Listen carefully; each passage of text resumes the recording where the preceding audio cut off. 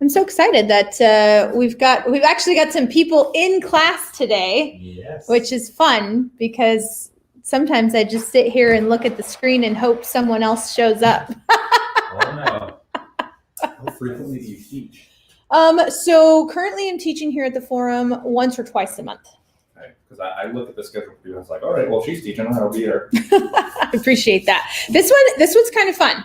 Now, Dan, remind me how long you've been an agent. It's been a little over a year? I'm in my third year. Third year. Yeah, I started in October 2018. So 2.5 in. Okay, so 2.5 in. 2.5, yeah. And Justin, right? Joseph. Dang it. Okay. Joseph. Jay is close. Jay, same thing, yeah. How long have you been in it? I've been in real estate my whole life, but I finally decided to get licensed. So this will be going on the first year license that's coming. July will be 1 year. Okay. So here in the class, we've got agent 3 years, agent full year. So I don't know if you looked at what this class is really about, but it's titled that, the office gives it sometimes a fun title. It's what I wish I would have known, or knew when I started my business. I'm still learning those things. And how this came to be was, to just give you a little bit of background. So my husband was a real estate agent first, and I had a job, with a company car and a company laptop and a company phone and benefits, right? All the things that make, comfy and cozy, right? Yep. And but I was in an industry that was losing funding because I worked in education. And so my husband, he was like begging me to come and join him in the business. Like, just come join me in the business, help me out. He tried to hire a couple assistants and it really didn't work out.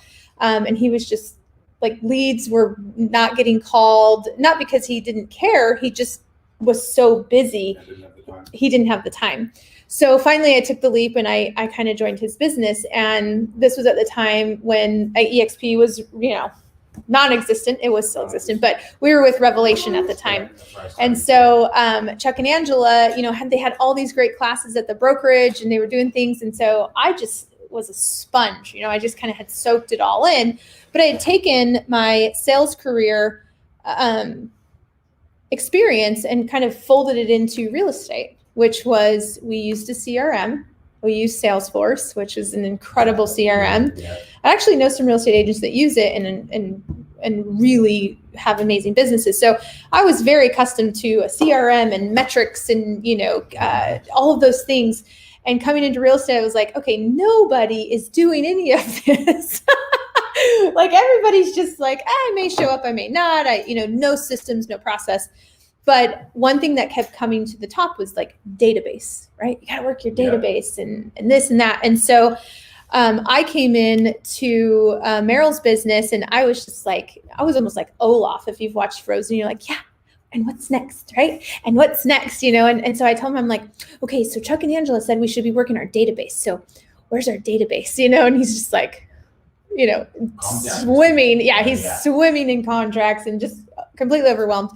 And so after several weeks of me kind of harping him about this database, he hands me, and I'll never forget, like he emails me a bunch of stuff. And then he hands me a bunch of papers from the broker, emails me some stuff from the lender, and then says, I think the rest are in Boomtown.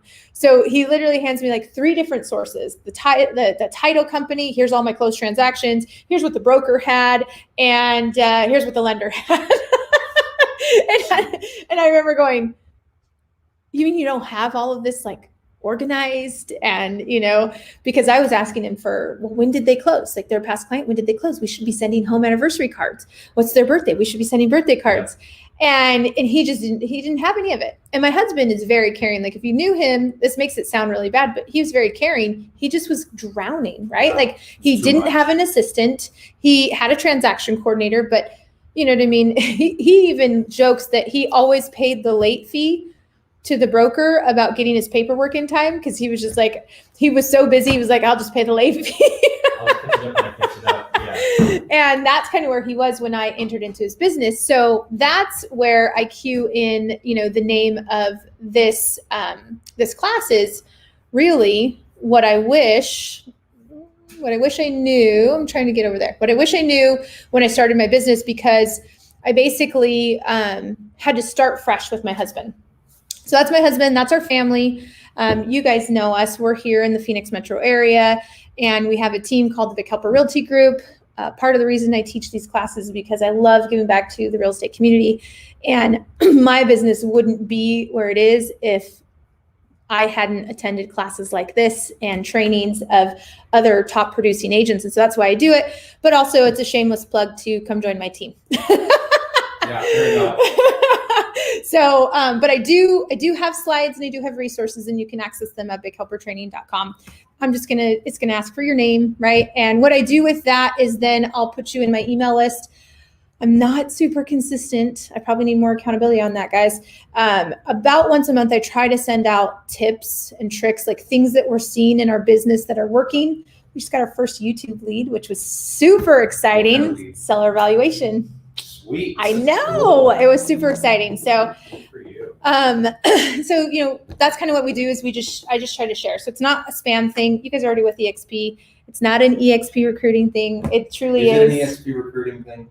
Well, I mean, I told you guys I'm recruiting to my team. So it's always like I want people to join us. I know a lot of people who just pump on YouTube for EXP recruiting, and they do very well. Oh yeah. Oh, there's incredible people that are doing it. Yeah, I mean, it all comes back to EXP because I'm with EXP, but of course, a big part of it is, even if you're not going to join my team, if you're not going to join my brokerage, I genuinely love doing this and sharing. Yeah. And so that's why I'm here. That's why I do what I do. So, but bighelpertraining.com is where you can get the resources for any of this, or just shoot me a private message on Facebook, Instagram, text me, email me. I'll get back. So this class is really about building an army of advocates, and it's a scalable way to do it, because we all know that we should be working our database. Yep. So I'm going to go over some definitions. And by the way, I didn't mention this, but I do coach for Tom Ferry International. So I'm a Tom Ferry coach. Sweet. And I do that because I love it. Right? I definitely could make more money selling real estate, but I love coaching and I love the community. I love the Tom Ferry community. So this is actually some of the stuff that I teach my coaching clients. So I see it in action all over the United States. Plus Meryl and I use this in our own business. Like I'm not on a pedestal. I'm in the field with you guys doing this, and I know that it works and I'm passionate about it. So that's, just know that's kind of where this is coming from. But it's all about building an army of advocates, because when it comes down to it, I'm going to share this. This is an example that is actually less than a year old. Okay, guys, less than a year old. Kathy came in. She purchased a new build that was about $800,000, and then she decided to buy an investment property. We actually have a lot of people buying investment properties with us right now, and so she was the first person that came in. Kathy then said, "Hey, I want you to talk to my brother Mike." And Mike says, "Hey, I like what you're doing." And actually, I might add one to this. I'm not sure. I need to go back and check. But Mike buys 4 investment properties. Nice. And then Kathy loves us so much because, we care about our clients and we're doing what we're supposed to be doing. She says, "Hey, I want you to talk to my daughter." And they buy a $700,000 primary residence new build. By the way, this family is coming from California. No big surprise there. And then Larry and Celine say, "Hey, I want you to talk to our daughter." So Kathy's the grandma. We work with the mom and dad, and we work with Jennifer and Brian, who buy a primary residence and then say, "Hey, we like what Mike's doing and what grandma's doing. We think we might want to buy an investment property." So they buy an investment property. They also have another daughter, and that daughter also wants to move here and buys a primary residence. So we're talking, this is less than a year. So where is your year? So the source of this lead was actually Zillow. So Kathy is a Zillow lead. We are Zillow Flex partners. So, we get Zillow leads. They are the devil. Yes. And they've really helped me build my business. Right. So I've started on that program. Yeah. I paid for that $800,000 home a 35% referral fee to Zillow. Does it suck? Absolutely. But what doesn't suck is the one, well, I have to pay on both of Kathy's because you've got to do all transaction within 2 years. So 2, but then I've got 1, 2, 3, 4, 5, 6, 7, 8 other transactions that I'm not paying a referral fee on, right? But it all comes down to that this is an army of advocates, right? Like, I got to turn off my notifications so that way we're not getting text messages all through the class. And so that's what this is about, right? How do you guys go and take Kathy and turn that into 6 or 7 more? Right now, this was really a blessing because it's all within a year, which is awesome. I've got other referral trees. That's what I call these, is a referral tree. I have other referral trees that are not all within a year, but we're talking probably, $1 million in gross commission income over the course of 5 years. You know what I mean? Like, when you do your business correctly and you care about people, they will refer you, but they won't refer you if they don't remember you, right? So this is the story of coming into my husband's office, which I already shared with you guys. Like, he was such a mess, and I love him, and we joke about this, but he needed a level or a strategy, right?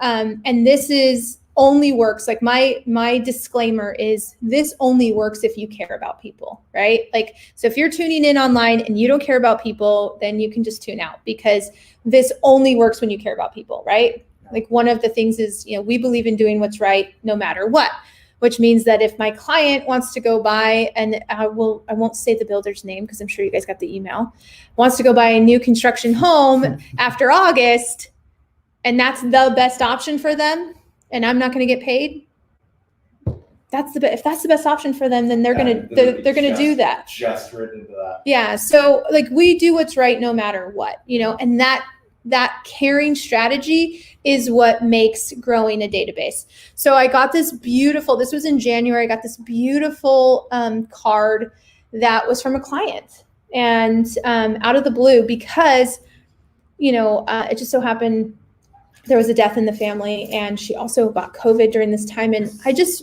reached out, sent some love, right? And she sends me this beautiful card. It's nice. This is why I do real estate. I love connecting with people on this level. That's why I teach classes like this, because I got an email. Actually, I should add that to my next class.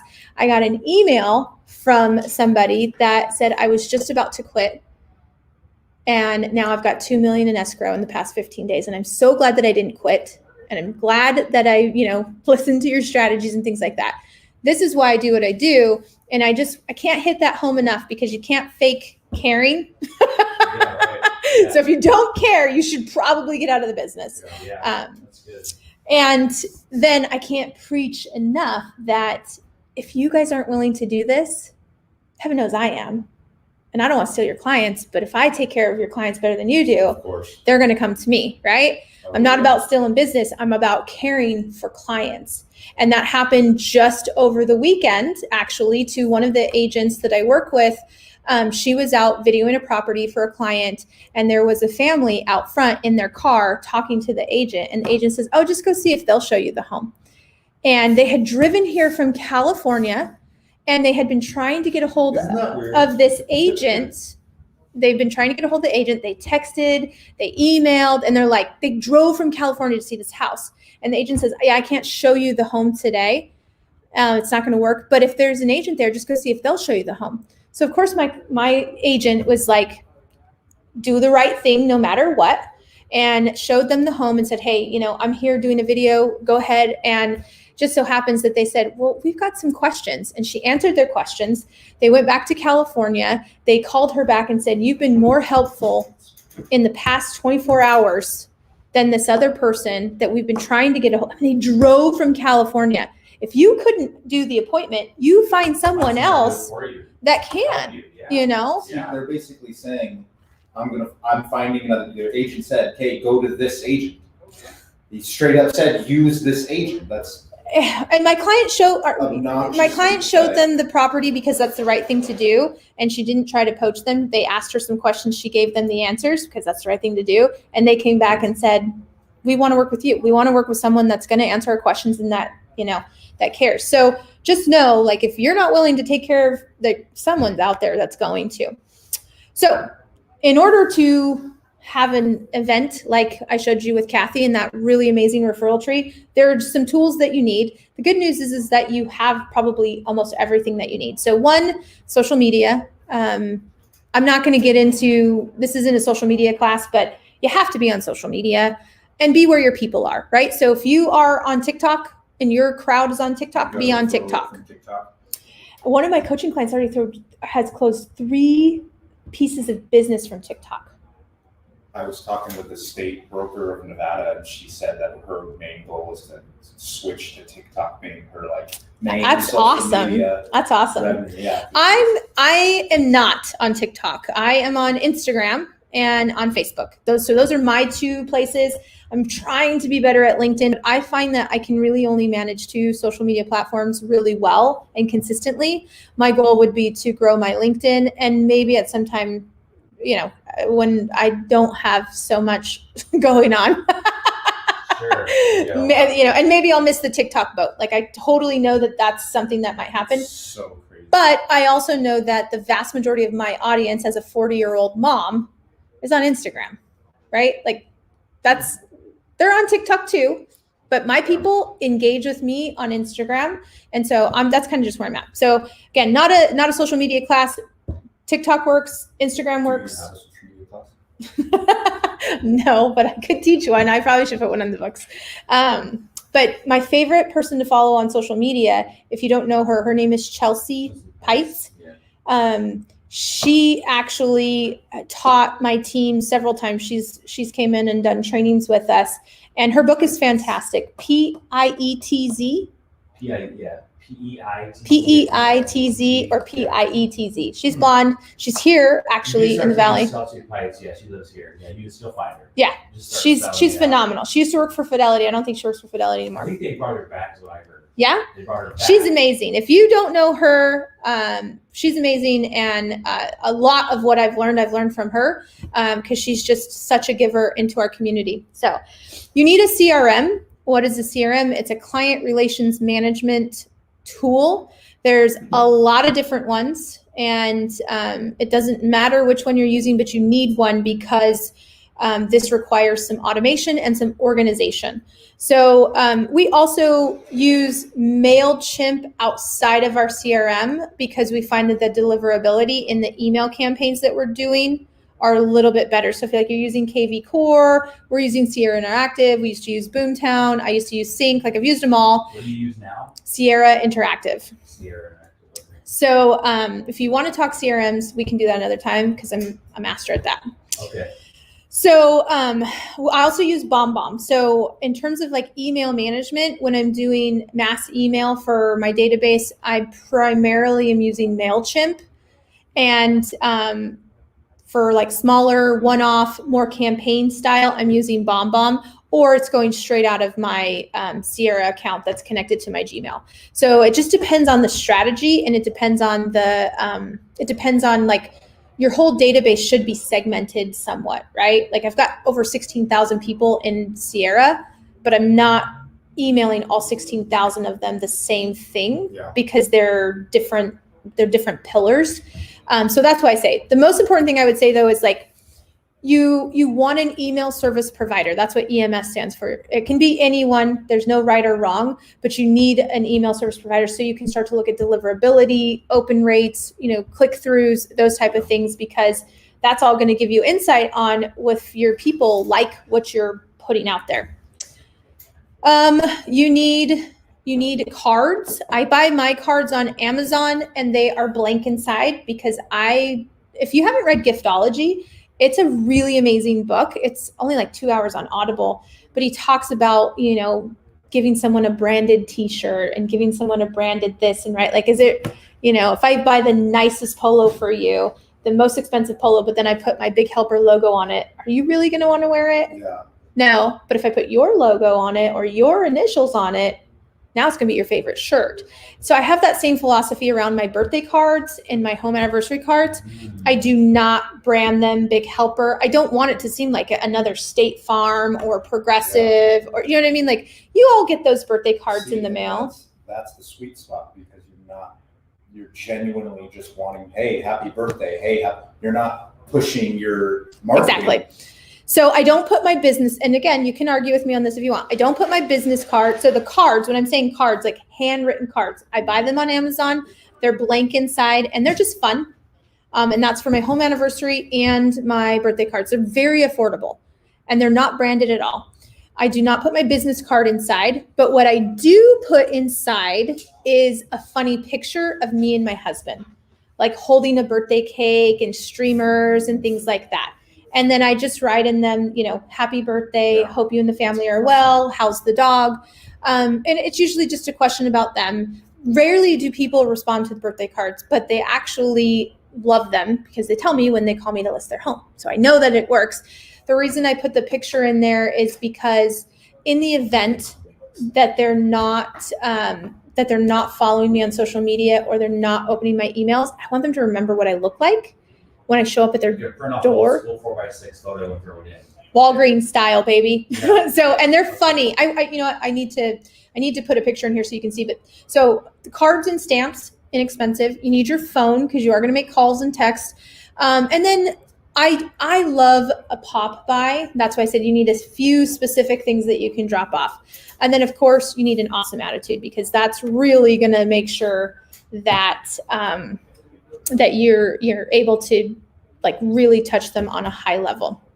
So I'm going to take you guys through now different communication pillars, okay? Or channels. I'm going to call them channels, right? So what are channels? Channels are how we reach people, right? YouTube is a channel. It's a video channel, but it's also a channel. Social media is a channel. Calling is a channel. Texting is a channel. Snail mail is a channel. Email is a channel, right? One of the most important things I can see in today's real estate market is that you have to have a multi-channel approach. Of course. If you don't, you're really leaving things on the table. And a multi-channel approach means that, I'm hoping that we're connected on social media, but just in case I'm not showing up in your news feed, I'm also emailing you and I'm on some level texting or calling, and you're getting something in the physical mail from me, right? That's a multi-channel approach. Like they're going to say, oh my gosh, I see you everywhere. So, let me ask you something. That obviously is a lot of time and a lot of, not a lot of money, but it's very little money. It's time and money specifically for, what would you say? I mean, obviously. Over 50% of my business. No. I'm saying, what would you devote that to? You doing all of those multi-channeled to a potential prospect, because you doing pop buys, all of the wonderful things that we're saying, we're probably not doing that to everyone that we meet. What do you think that spot is? Yeah. After you've closed a deal with them, after you've had a real estate conversation with them, it would be fantastic to do this to everyone that we know, but. And we don't. So that's a really, really good question. And I'm gonna change my slides here real quick. So if you're following online, I'm just pulling up a slide that to be able to explain this a little bit better so we can have a visual. I'm going to call it master. And I did bring my glasses. Okay, database and farming master. Okay, so I'm going to share with you guys how to answer his question. How do we do it so that that it becomes scalable, right? Because that's super important. It needs to be scalable in order to be able to do this. And so that's actually what we're gonna talk about. Okay, so over here I have the channels. Can I make that bigger? I don't know if I can make it. Oh, well, we'll go with it. Okay, so let's start with the definition over on the top left. Database. What does a database mean? Your database is your sphere of influence or your center of influence and your past clients. So is it a YouTube lead that came in? No, that's lead follow-up, right? So this is somebody who you like. I also say don't add people to your database that you don't like. And that could include a past client. Like if you did a business with somebody and you found out they were total jerks and you don't ever want to work with them again, don't put them in this program. Okay. This is for people that I'm excited to talk to, that I want to reach out to, only those kind of people. So it's your past clients. And if you're newer in the business, you might not have a ton of them, and your sphere, family, friends, people who you would be excited to talk to. The goal would be to get up to 100 as fast as possible, right? And that list only includes people that you like. And it's probably going to be an incomplete list in the beginning, meaning you're not going to have birthdays, you're not going to have home anniversaries, because you probably didn't sell them the home, right? So you're looking for other connection points. This is the part where you put them into that once you've done your calling and said, hey, I'm calling my sphere, and like, hey, you don't have. We're going to get there. Okay. Yeah, perfect. we're going to get there. Thank you. So by definition, it's past clients, your center of influence or your sphere of influence, people that like you already, that know you, and you want to build out a referral relationship, right? So we also segment this list, because it's important that, if I add my hair lady on here, right? Like, maybe she doesn't want to, there we go. I made that slightly bigger for you guys. So maybe she is, or here's a great example. My mom is a promoter, also known as a raving fan, or you could put her as an A client, right? So some people say, oh, my A, B's, and my C's, right? I have a little bit of a definition system that I took from another agent, Jason Pantana, and I really liked how he explained it. So I have my promoters. My promoters are my raving fans. You want as many raving fans as possible. I always give my mom as an example. So my mom went and got her eyelashes done. I know you guys care about that, the guys here in the room. And so for my birthday, she was like, I want you to get your eyelashes done, because I was like, that looks cool. I think I might like that. So I go to the eyelash place. I'd never been there before. I'd never met this person before. And I lay down on her table, and she's like, oh my gosh, you're Alicia's daughter. And I was like, yeah. She goes, you're a realtor. And she just starts talking to me about real estate. I did not know this person. It's because my mom is a raving fan, and she tells everybody about me, right? Like anybody. And so it's hard to get a raving fan, right? Because they're going to tell everybody about you. They're always thinking about you, and they refer. So you're probably not going to have, in the beginning, you're probably not going to have a ton of raving fans. You're probably going to have more followers. Followers, in my definition, are people that are engaged, right? So I see you around the forum, and I'm like, hey, how's it going? What's the latest park video you've done, right? Like, we're gonna, I'm engaged. If you texted me, I would say, hey, thanks so much for thinking about me. We would be back. We might not be best friends, but you respond to my text messages. You may not pick up my call, but you're semi-engaged. That's going to be a big chunk of your database. But then probably more than anything, you're going to have what we call slackers, right? They just have so much potential. The slackers are the ones that are not super engaged, right? They would say hi to you in the grocery store, but they don't take time to say, hey, thanks for the birthday card. Thanks for the pop-by that you left at my house. Hey, I really liked that email. They're not super engaged until they need you.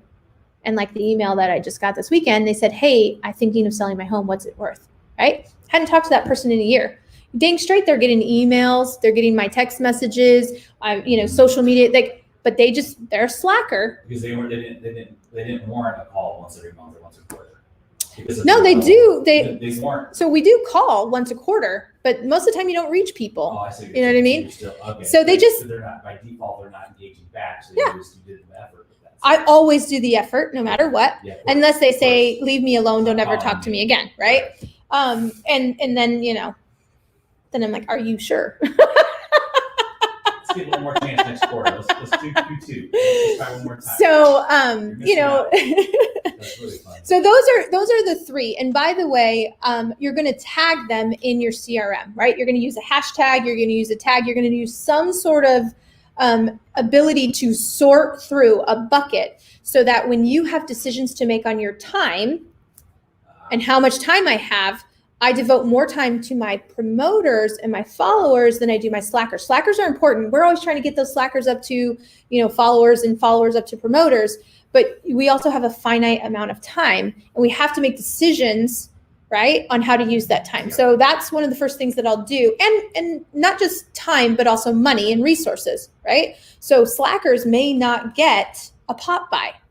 or 4 pop buys. Promoters, they're getting 4 pop buys in my plan, They're right? getting a kidney. Exactly. Whatever they need.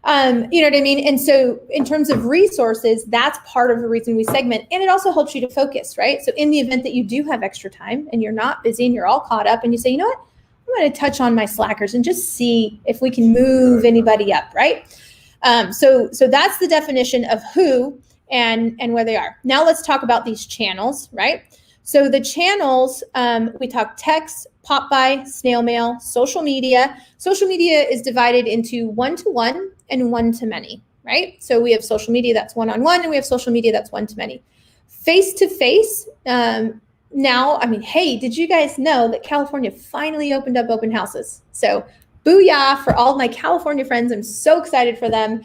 They can do open houses. So this is going to be the first weekend since the shutdown that they have been able to do open houses. So what is face-to-face? Face-to-face are client appreciation events, right? Any type of event where you are seeing people in person.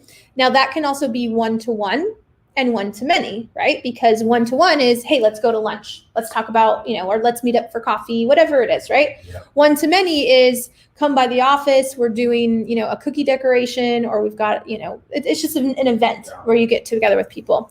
Of course, email, and then you can't underestimate the value of CMAs and making sure that your clients know how much their home is worth, especially in this market, because, right, like the market's up over 20%. In some of our micro markets like Santan Valley, it's just insane. You know what I mean? It's insane. Sold my neighbor's home February of 2020 for $535. It's under contract. It's $735. $535 in 2020, $735 in 2021, and 40% in 1 year. It's insane, right? So, but again, we know that, but does your neighbor know that? Yeah. What that really means to them, how much their equity, it might actually be the difference between selling or not, or retiring or not. Exactly. Gotcha. Especially because we bought our house for like $285, and it's a model match. I'm like, should we be moving? But again, we know this as real estate agents, but your clients don't know this. They just hear what's going on national news and, all of that kind of stuff. So let's talk about the frequency of these things. So text, the channel is texting and calling. Now, disclaimer. Nothing makes up for a phone call, but there are some clients that would prefer a text message. I have a nursing client that, she's got crazy hours and I just text her because I know that my response rate is better. So don't default to text if it's not appropriate for the client. I would say be client centric, right? Some of my clients only want to be client centric and their preferred communication style, but it's a phone. Okay. So the channel is the phone. And I won't babysit you if it's a call or a text, just be appropriate to your client and how they best communicate. So how many times annually should we be calling and or texting our past clients and our sphere?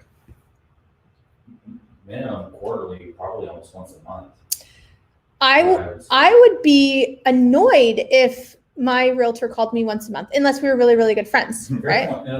Yeah, great point. So at a minimum, yes, 4 times, right? So I'll actually fill this in. So at a minimum 4 times. However, we actually end up doing a little bit more because, I'll just say 4 plus, because I am going to call on their birthday. I am going to call on their home anniversary, and, I'm going to call on the wife's birthday and then the husband's birthday. And then if their dog has a birthday and I know that, and they love their dog, I'm going to call on their dog's birthday. So you have like multiple reasons to call. So you might actually call more than 4 times, but in how I personally run my business. So obviously I'm not speaking on anybody else, but just Christy Jenks' philosophy. How I run my business is like, I would be super annoyed if my insurance agent called me every single month. We get old quick. And especially because I'm like, I liked you when I had to see you every day, but now I'm just like, why is he calling me, right? Even if it was just to say hi, right? Now, if there was an intent there and value, like, hey, I was in the neighborhood and I just drove by your guys' house and I thought of you and I wanted to say hi, right? That's totally appropriate. but just like, hey, this is Christy, how are you doing? And you're like, I'm fine, right? And then exactly. Exactly. And actually, I will tell you that then your drunk monkey in your head starts to kick in and be like, I'm bugging them. Because so many agents come to me and say, I can talk to strangers all day long, but when it comes to talking to my friends and family in my sphere, I can't talk to them about real estate. And I'm just like, oh my gosh, it's because you don't know why you're calling and you're calling too much, or right. Like it's that robot of, hey, Christy, do you have a minute? This is a professional call. That's a script. And I'm not saying it's a bad script and it works for a lot of people. Well, who do you know that needs to know? Who do you know that I need to know that needs to buy and sell in the next 3 to 6 months? Okay. That is not me. And my people wouldn't want to talk to me if it was that way. Right. So again, sorry if I'm offending anybody. If you run your business that way and it works, booyah, do it. For me personally, it doesn't work. When I call, it's because I'm like, hey, summer's coming. What are you going to do with that house of 9 kids? Right. And I'm like, I don't know. You want to come over? Like, should we be drinking? Whatever it is. Like that's my approach. My approach is, and I tell people, like, if you don't love this house, guys, I don't want you to buy it because I want to be able to look at you 3 months from now, 6 months, 2 years from now, and not have you be like, I can't believe you forced us to buy this home or convinced us. Like, I want to build a friend for life. And that's why it works. The niche of people who hated their past realtor, and then I can come in and it's pretty big. Just nurture that person is unbelievable. Yes. So anyways, it's at least 4 times. And we're going to build it out quarterly. So I'm just giving you some like touch points, and then I'm actually going to show you real quick how to put it into action. Okay, so a pop buy. What is a pop buy? Well, actually, we talked a little bit about what. I'm not going to type it in. What is birthdays, home anniversaries? Hey, our neighbor just went under contract for $735. I don't know if you guys have like refinanced or you do cash out refi. We can go buy a couple investment properties. What's your retirement plan? Let me help you out because I'm your real estate advisor. Right? Like there's so many great conversations you can have that are not like, who do you know that I need to know that needs to buy and sell in the next 3 to 6 months. So pop buys, just Google that and go onto Pinterest. Tons and tons of ideas. Oh yeah. A pop buy is just I've been thinking of you. So in the beginning of my career, when I was really trying to balance this like mom life and real estate, on Sundays, we'd bake cookies and I would go deliver them to my clients. It was a pop buy. My kids loved it. We don't do that now. Maybe I'm over all the mom stuff. I'm not sure. But, we didn't have a ton of money. We were brand new in real estate, just lost our health insurance, all that stuff. Yeah. And so it was a way to spend time with my family. My kids still help me with pop buys and they love it. And I just tell my clients, I'm like, hey, we're about to ding dong ditch you. My kids love the ding dong ditch. Like they think it's the funniest thing ever. So we drive up in our very inconspicuous 12-passenger van.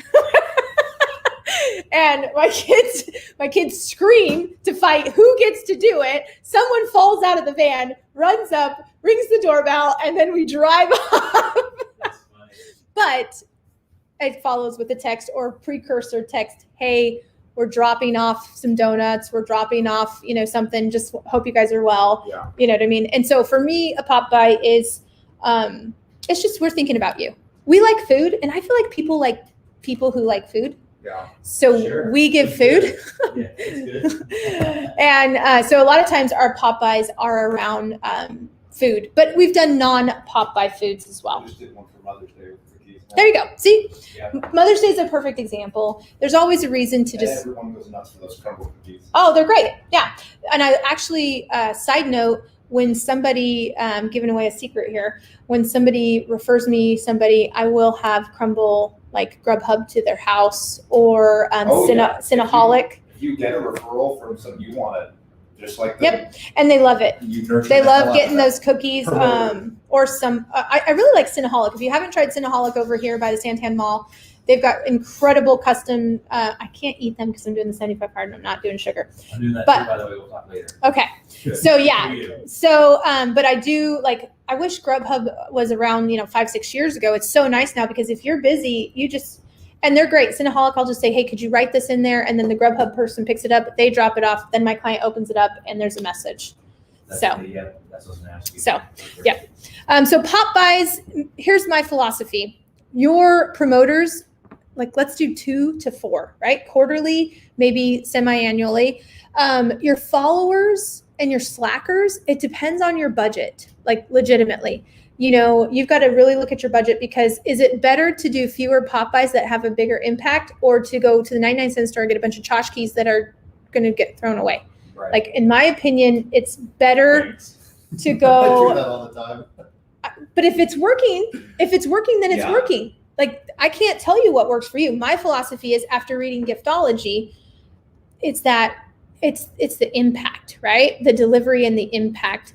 And right now, bubbles would be phenomenal. Why? Because we're going into summer. Bubbles are very inexpensive. It's not that it's inexpensive. It's that it makes sense. If they're a family and we're going into summer, yeah, drop by the 99-cent store and get some water guns and get some bubbles and some sidewalk chalk. And that is going to be the happiest mom. And they don't care if you spent $5 or $25, Yeah. right? Like, and another side tip for pop buys, since we're on the subject, if you are more than 30 minutes away from my house, I am not going to do a pop buy, because I'm extremely lazy and I don't like to drive. So I will Amazon drop ship, right? So I will find something, a board game, I'll do something, and I'll just Amazon it. And again, I do think that it does lack a little bit of the personalization, but I also know that I'm so incredibly busy that I want you to know that I'm thinking about you and I care about you and I want to do something fun. I just am not going to drive to Buckeye. Like, it's just not going to happen, right? Unless, and I do like to keep some non-perishable pop buys in my car. Yes, if you're out in Buckeye, right, for whatever reason, then yes, you should drop something off at the house. But we do have a mailing pop buy program as well. And our pop buys also consist of gifting for a baby being born, a wedding, an anniversary. Like, our pop buys are not just like thematic, although we do a lot of thematic, like you said, Mother's Day type stuff. But one of our best clients, I don't even know how many homes he's purchased with us. He just had a baby. So he hasn't got this yet, so I won't say what it is in case he's watching. But, you know, we put together a nice little custom thing that is going to be sent to him and his wife and their cute, you know, little one. So that's a pop buy in some regard. It's a gift. It's timely, you know, and it's there. So at least, segment that, right? You probably can't afford, unless you're going to go super, super inexpensive. And I just don't believe in having stuff that's going to be thrown away.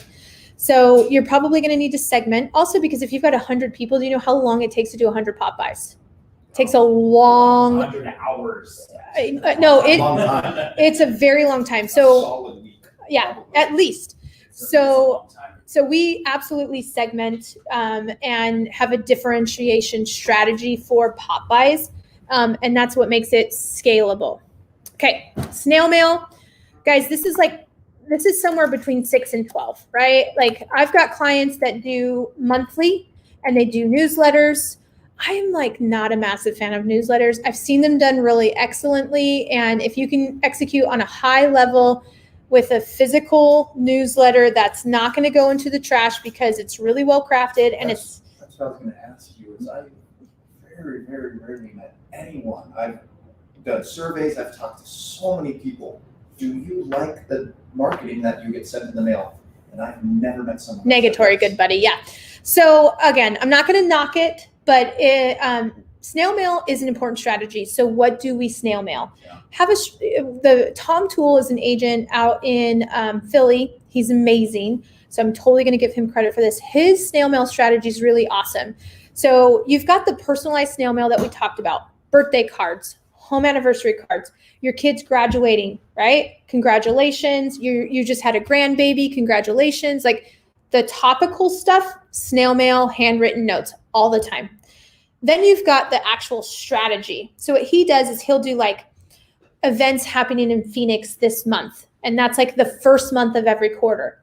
Then the second month of the quarter, so it's like events and local things. Then the second month of the quarter is always like proof of success. So it's like, you know, a market update, proof of success type of thing. For himself? Yes, for his team and his brokerage, right? Like, so it's like what's happening locally. market update with some testimonials and proof of success. You know what I mean? And then the third one, I forget what his third one is, or maybe it's like proof of success and market update, right? So it's like local things, proof of success. So it's testimonials and stuff like that, map of their recent sales. And then the third one is a market update. And that's just rinse and repeat every single quarter, right? So you don't have to, the content will swap out, but your design, everything, you know, can be just super deliverable. I have other clients that they, you know, and I think this would be annoying, but I do see the value in it, is like, instead of doing a just listed, just sold postcard into an area that they sold, they just send it to their database, which could and could not be relevant, but they see your picture on it before they throw it away. I think it would be better off to just go personalized snail mail quarterly, which is what I'm going to show you in the time frame, or have a systematic approach that they're like, they know they're going to get a big, you know, something in the mail that's got like the Suns schedule, right? The playoff schedule. So something of value that's also branded towards you. And then of course, try to find someone to help you with that, title company or a lender that can co-brand, co-market with you. But you got to have a snail mail strategy. At a minimum, you're doing birthday cards and home anniversary plus timely notes. And that stuff goes in your calendar, right? So what it looks like for me is that the last week of the month, so the last week of this month, I will look at everything for June, and I'll pull out all the home anniversary, I'll pull out all of the birthday, and then I write those over the course of a week and then send them out, right? So I'm not trying to always play catch up, right? Like where it's like, well, this week's super busy and I've got 5 cards that I haven't written on my thing. Like it's just like take a couple hours, write them all out, and then they go out. And that's how it happens. Social media, 1-to-1. That is me commenting on a post or me private messaging you, right? So 1-to-1 is literally a one-on-one engagement. 1-to-many is just me posting on social, right? So from a 1-to-1 standpoint, and again, this is systematically, in my opinion, you should be touching them quarterly. Some people you're going to touch way more often. They're going to show up in your news feed all the time and you're going to touch them. But what about the person that you guys are friends, but you're not seeing them all the time and they're not in your news feed? You've got to systematically go in, find one of their posts and comment on it, or go and message them, right, from your business account, so that they start to see your content and you start to show up, right? That message is really crucial because that solidifies, and especially a two-way message, that solidifies to, you know, the Facebook gods and the Instagram gods that, hey, they really do know each other. Let's cross their paths more often, right? So in my opinion, 1-to-1 should happen at minimum quarterly. A lot of times it'll happen more often, but it should happen at a minimum quarterly. 1-to-many, as you guys know, it's got to be like more than 52 times a year. It's, you know what I mean? How many days are there in a year? At times how many, right? Like, you know, you're supposed to do like how many stories a day and reels, and you know what I mean? Like, so 1-to-many, you just need to be consistent. It needs to be happening and you need to be consistent. 1-to-1 at a minimum 4 times. Face-to-face, I take the same approach as I do with pop buys. I have a finite amount of time and I want to get face-to-face with people because I love that. Like, that's the best interaction possible, right? But I don't have time to get face-to-face with all 276 people that are in this list.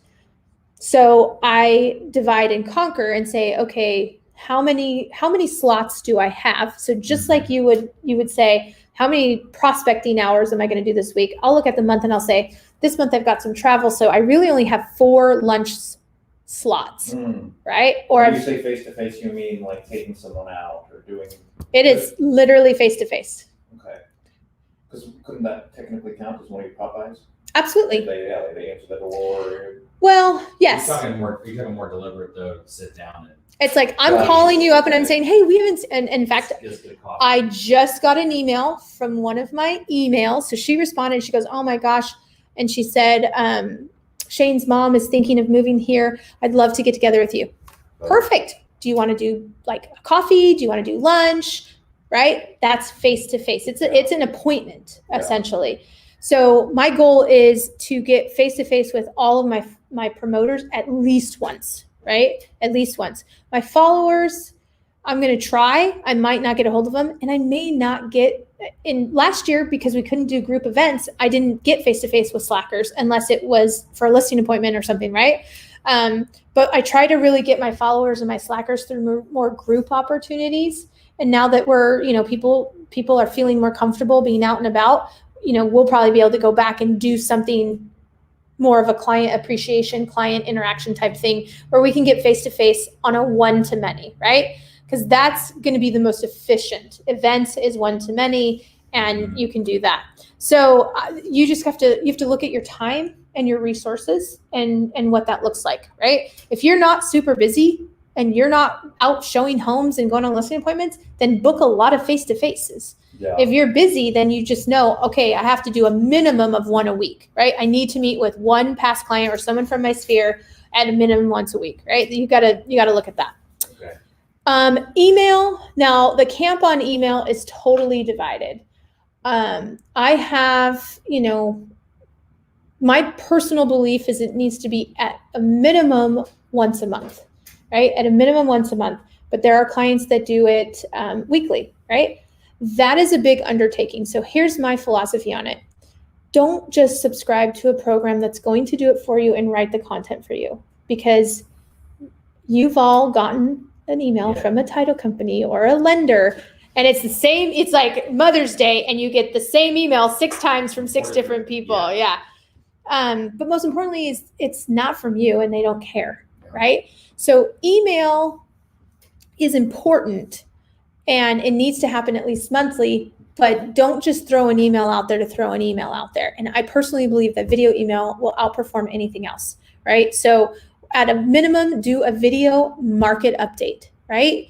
Like that you could do, right? Like send out something valuable to help them to understand that. Now on the CMA, we do a minimum before. We're using HomeBot now. So if you don't know HomeBot, that's a really, really cool program.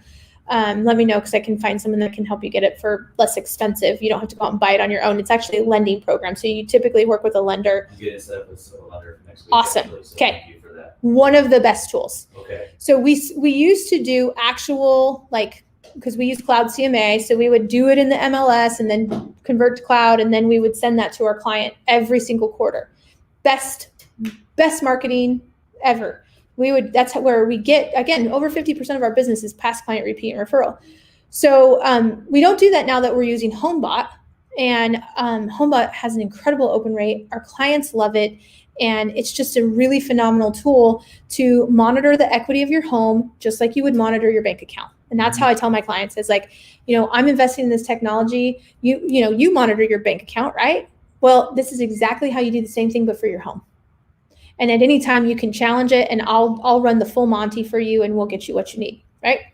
Yeah. Okay, so those are all of the channels, and everybody's business is going to look a little bit different. Their philosophy is going to look a little bit different, but now I'm going to map out how you scale it. Because remember, I said you want at least 100 people in this, right? At least. So how do we map it out? So I've got this little graph for you that is really going to kind of put it into perspective, and I'll make it even bigger for you. So the first thing that I recommend, and if you're here in the Valley, you'll understand this. I live in Gilbert, but obviously I work Santan Valley. I work Queen Creek. I work Mesa. I work Chandler. I even work Maricopa. And because prices are good in Casa Grande and Coolidge and Florence, yeah. I'm working Casa Grande, Coolidge, and Florence. And I do live in South Gilbert, so it's not that bad for me. Like I said, I've got great partners on the west side, so I'm just going to refer you if you're in Buckeye, Peoria. That's, that if I've got to go through Phoenix, that's a referral.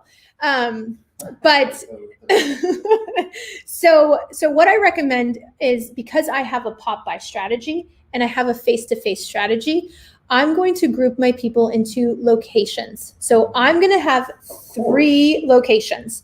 So I like to use batch geo.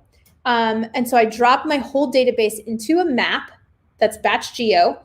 And then I can easily segment and say, okay, right? Like it's easy. So I do have 3 locations. Now, remember, some of my clients have a face-to-face strategy. Some of them don't. Some of them have a pop-by and some of them don't. So everything is tagged in my CRM. You're either a follower, promoter, or slacker. You are yes to face-to-face or no to face-to-face.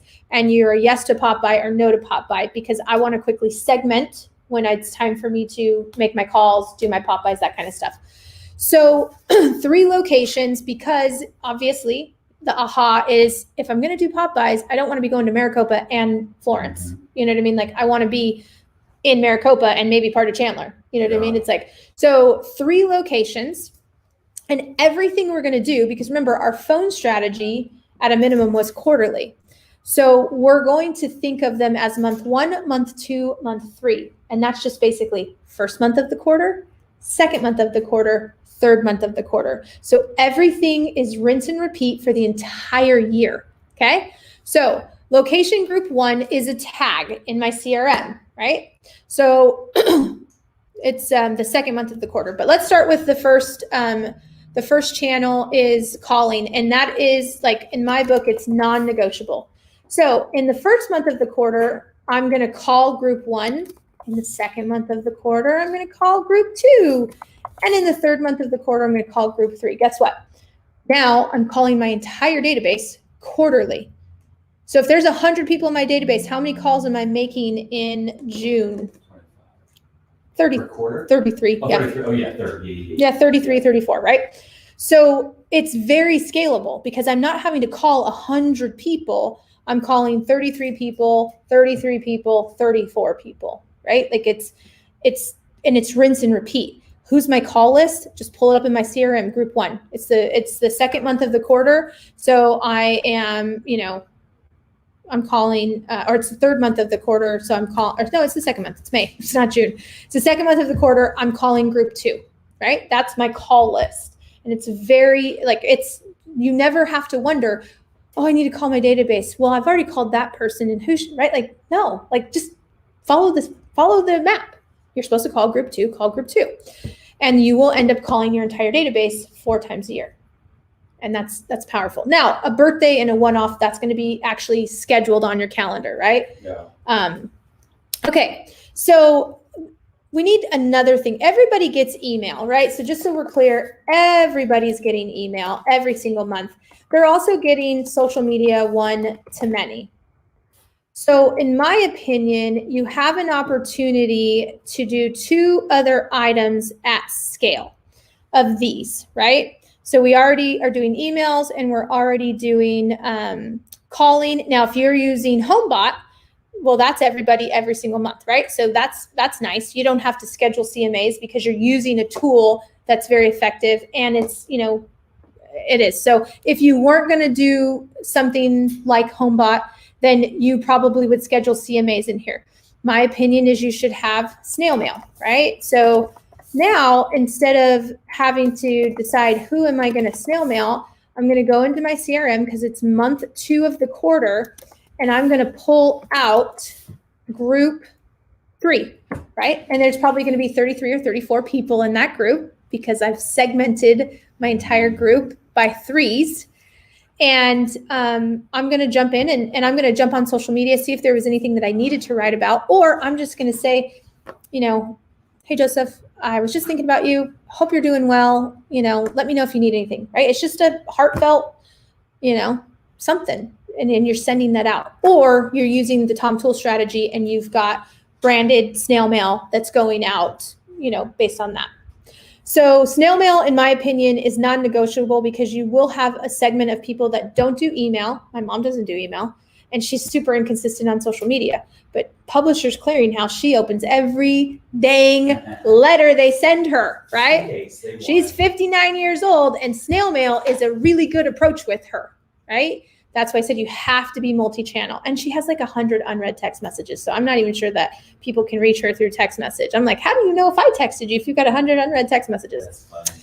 So, and then you just pick a third one. And some people like to do, so he just did a pop by for the quarter for Mother's Day, right? So you could have 2 different strategies. You could do pop buys like monthly to different segments, right? Which is more along my strategy, is because I have a lot of people, and just pulling out my promoters is going to get me about 25 a month, right? Like, it's like, that's still a pretty big list. If I tried to do that quarterly and then do 75-ish in a quarter, it's going to take a full week. And it's just, so we like to do our pop buys monthly. That doesn't work for everybody. So you've got a couple different options. Something that I like to see is face-to-face, and then you put your number, right? So like my max number, because I teach classes here, is like 2.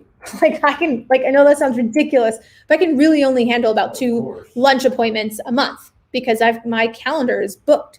So 2 face-to-face, but then what I can commit to is social media 1-to-1, right? So that would be like my third strategies. I'd say, okay, I'm from group 3, I'm going to try to get together for lunch or breakfast or anything face-to-face, let's go get nails done, whatever it is, right? Eyelashes. We're going to go get that done. And then I'm going to take the group of 35 people and I'm going to DM, I'm going to comment. And that's like that for the whole, see how great that is? Like my whole social media strategy for my database, I just print off the list and I do it, right? And I say print off because you're sitting at a home waiting, and the likelihood that you're going to go into your CRM on your phone and then find out who's tagged group 3. So my suggestion for a lot of busy realtors is print off your lists and make their calls on the go, right? Ideally, you're in the office and it's Friday, and every single Friday from 9 to 10, you're focused on your database. But I also know the reality of this market. And so as a backup, print off your call list, print off your snail mail list, and print off your social media list so that when you're sitting in the car waiting at a showing or X, Y, and Z, you can shoot off a couple direct messages, you can make a couple comments, and you're still working your business. And so I think you guys have like caught on to this, right? Like you pick 3 activities and then you stagger them. Calls. Share this, do you mind? Or are you gonna? Yeah, take a picture. Okay. Yeah, I'll share this with you guys. You will. Yeah. I'm making notes, trying to keep up. Whatever you need, whatever you need. This is amazing. This is what I need. Is like I need to have. I'm really good at getting stuff done. I know what I have to actually do. Otherwise, I'll burn a whole day. You know what I mean? Don't wing it. You need to come to my time management class. Don't wing it. No, I'm going to. I will. I'm buying in your Kool-Aid. About you guys, I'm trying to buy in a little bit. Oh, you're so funny. Okay. This makes a lot of sense. Can I ask you a question?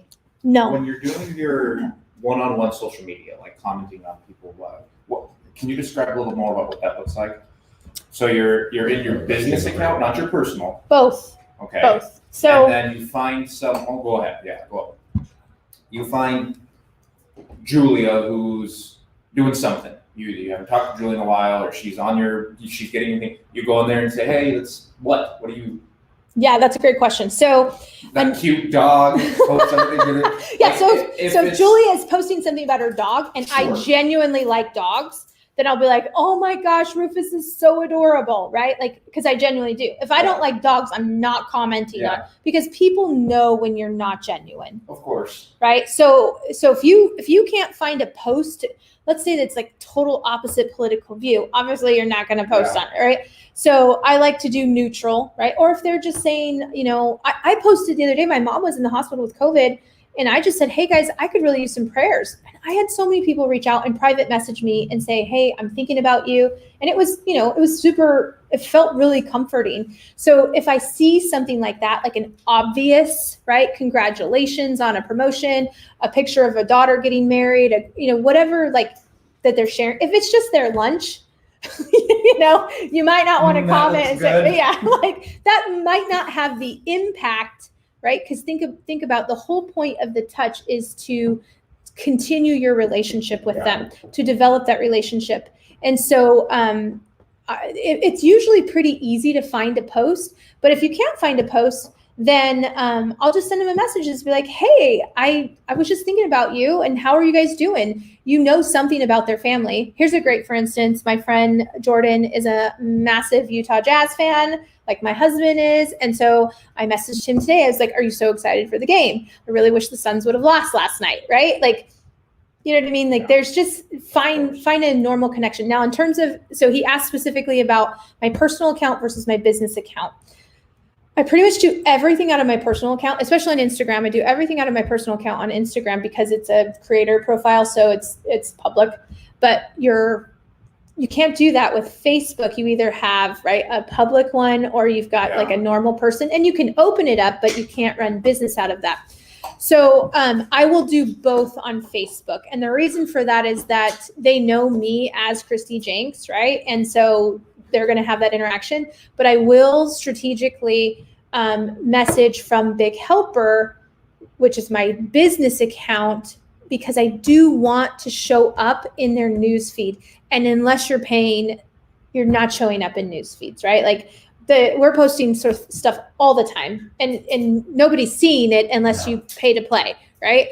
And so that's more of a strategic approach. Or I will also send them something that we posted, right? So I'll message them something. I'll be like, hey, did you see this Dave Ramsey video about how we're not in a bubble? Boom. That's great. Right? Yes. That's a strategic, it's just strategic. It's not spammy. If you've catched anything from what I've been teaching, like just not spammy. And so a real deal, kind of like, hey, these are my people. I know they care about investing, or they're really in personal finance. Exactly. Or personal development or books.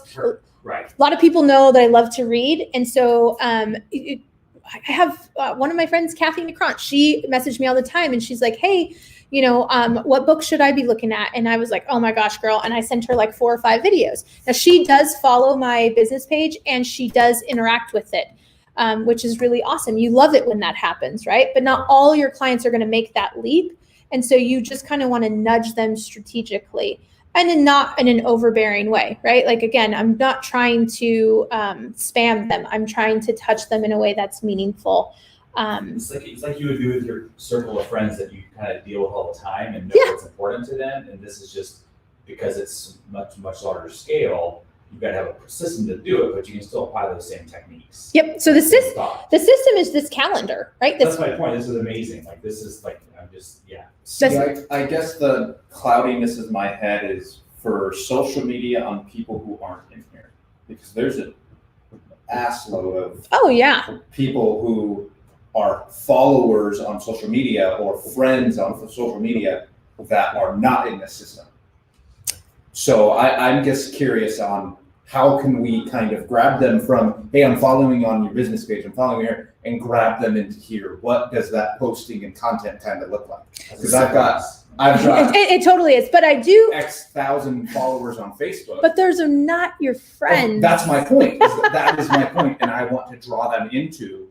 You know what? Now I can call you consistently. I can touch. I know what's going on. With your So how do you get somebody that likes your stuff on social media that you don't really know to legally double opt in to be your friend, right? Like you have to connect with them through the content, right? So how do so that's why I asked if you had a social media class, because I know, and that is love to just sit here and talk about social media because I'm huge on it and I want to be better. You just have to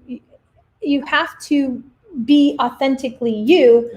And you have to do it consistently. Because that's the hard part, right? Consistently you to where people want to engage. And the content that you post has to be engage worthy. I will tell you the content my past 2 weeks has not been like super engaging. That's because it's Foster Care Awareness Month. And I'm running behind on my social media. So I'm posting a lot of things, but it's not super engaging right now because I'm just trying to make sure everybody knows, hey, it's Foster Care Awareness Month. You should really think about that. I find that when I do my best is when, again, it's really engaging, asking a question. But I was thinking about how do you take somebody from an acquaintance, right? From somebody that I just see in the room, get them to an acquaintance, get them to a friend, right? So exactly. Do you have any opportunities, right, on social? Do you have any opportunities for them to get to know you a little bit better, right? Like I teach classes. Yeah. I have downloads, right? Like I, learn how. I wish somebody would have taught me this when I started my business, because I spent months and months and years trying to perfect it until this came to be. And now it's like, okay, it's like clockwork. And my clients who have the most success, and if you can't tell, there's a little sneak peek that it also works for agent to agent. You can take this same thing and do email, snail mail, right? And then phone call. And now you've got an agent to agent lead pillar that is very, very strategic. So there's no easy answer to your question, but those people are not in this program because they're not really part of your database. Of course. So how do you get them there? Well, that's a strategy, right? Yeah. Like that is I'm offering this class, or if you want a home valuation, right? Let's think in the terms of, what do our clients want to know? They want to know what their home is worth. They want to know what their neighbor's home is worth, right? That's an opportunity to engage. Or maybe they want to invest, right? Maybe they want to learn more about investing, right? Or maybe they just think you're super funny. If you guys don't follow The Broke Agent, he's hilarious and inappropriate and just super, super funny. Like people follow him because he's so funny, right? Like, and so he just gets people like, I would love to engage more with him. Like, I want to be his friend because I like what he's posting and I think he's funny, and I'm going to comment, and then you're going to comment back. So Chelsea would tell you, if someone comments, then you comment back and you follow them back, right? And then you get the strategy of, so once they comment, so once they just go from liking your page and they comment, maybe that's like, now we've gone on a date and I want to go on a second date, and you find more opportunities. It's funny you say that, because I've dove into so much of the analytical side behind Facebook, Instagram, and TikTok, and a lot of people who are the creators of there, when someone comments, they say wait a little bit, because the algorithm helps you if you bring people back to your on a timely manner. So you have a couple comments, a week later you comment so that they come back to see that, if that makes sense. Well, and then you don't seem like so creepy. Yeah. The second they great to see you, you know what I mean? Yeah. So, okay, so you guys are going to get these slides, and I kind of went off the slides to show you. So I will update my resources. So if you already went to the resources, I will update them to include that spreadsheet, and then you guys can just copy that spreadsheet and build out your plan. Thank you. I don't have it in there now because I use that with my coaching clients. I don't know why I didn't do it. I don't know. Probably because I was running on Diet Coke and a little bit of sleep. Oh, it is a little bit of sleep. Holy cow. Sleep, not the Diet Coke. So, well, that's why I've got my gallon of water here. There you go. So, social media, we talked about email marketing. So in the slides for this, it just kind of goes over some of the things that you're going to do and ideas for all of the different ones, right? So obviously you're going to map it out, have a plan. I use a lot of tools. And so I have a systems class that I go over tools about.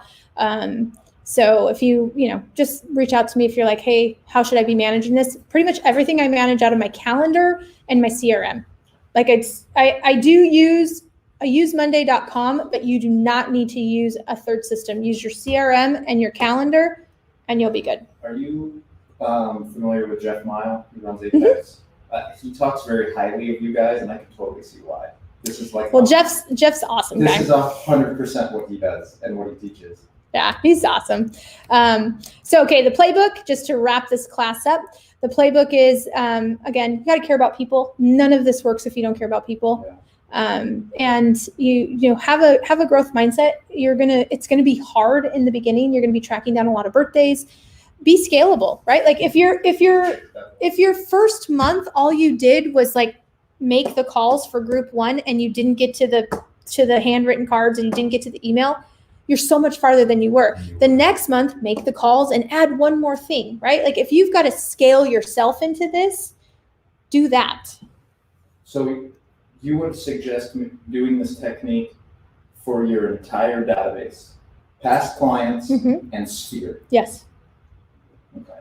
Because obviously a newer agent's going to should have a much larger sphere than clients, or Does, I shouldn't say Yes. should. Obviously, the client wants to be. as They'll big as come. possible. But me personally, I have a much bigger sphere than I do past clients. So Closed a single amount of deals, so a single number amount of deals. So I'm wondering, I would love to implement this, but you came to my business planning class, didn't you? Or you were you spoke for the sponsor, I think, in my business planning class. So one of the things, like, this takes at a minimum an hour a week, right? So it's an hour a week. Now, if you only have no past clients and you just have like 30, 40 people in your sphere, and your aunt is one of them, right? Again, you can't call your aunt every single month. She's going to be like, come on, Christy, right?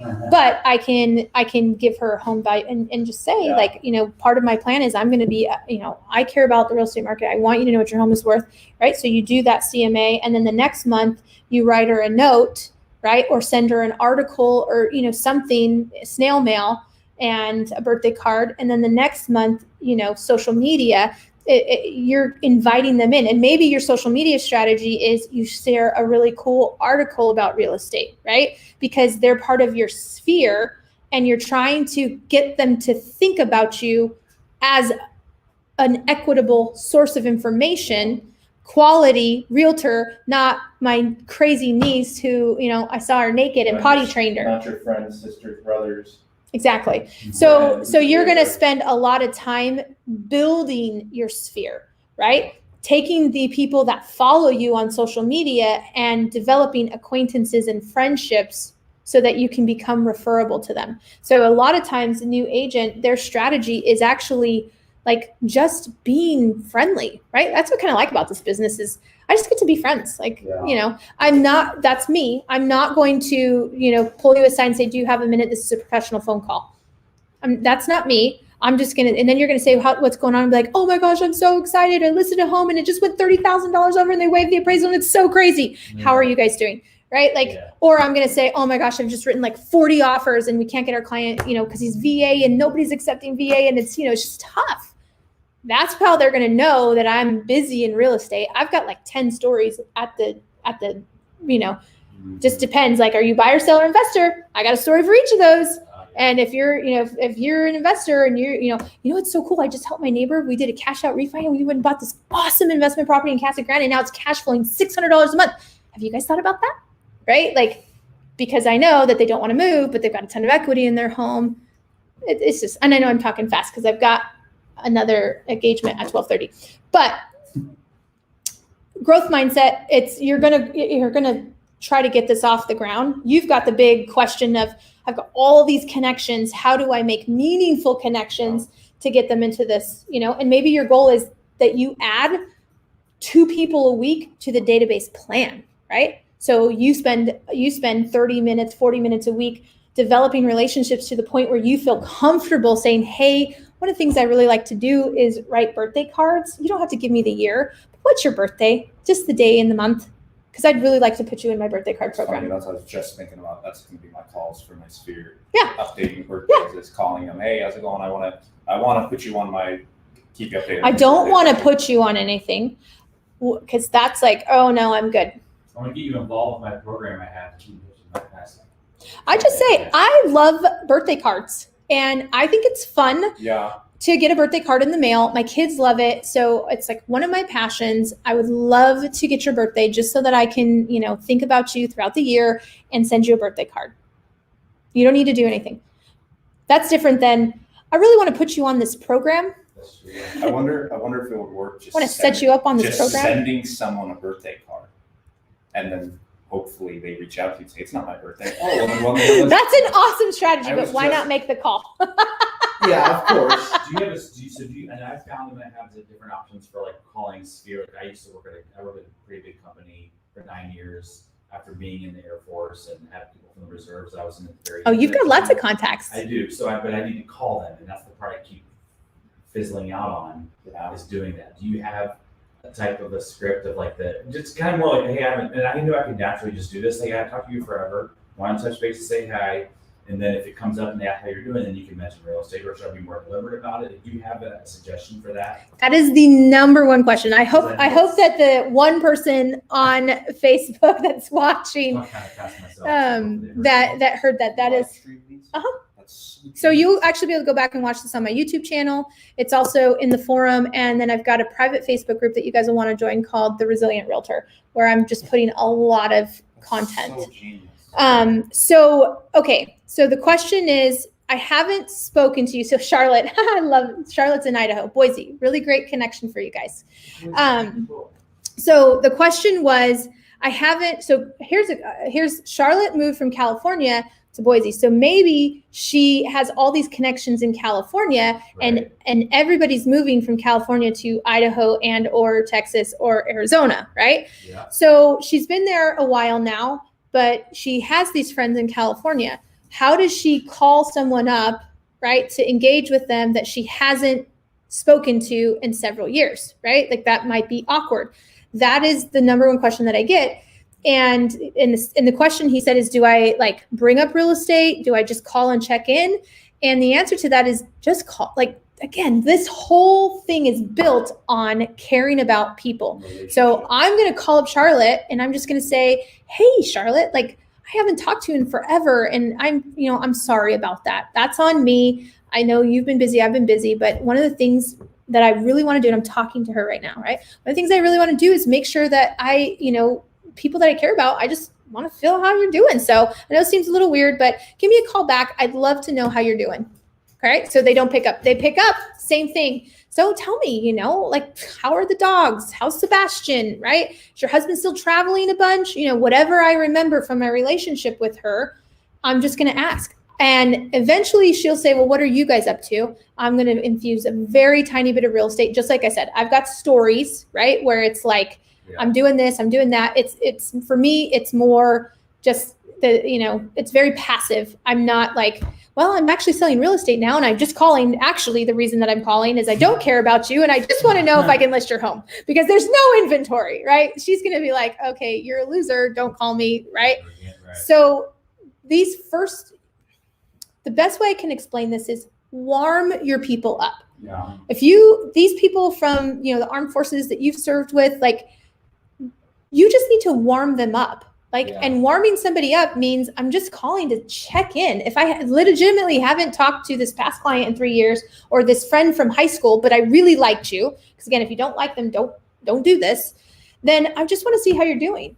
And then they're not going to know that they're in this schedule, right? They're not going to know they're in the schedule. But then you'll be touching them with more frequency. And maybe I don't send her the snail mail yet because she's not warmed up enough, right? And it would just seem weird, right?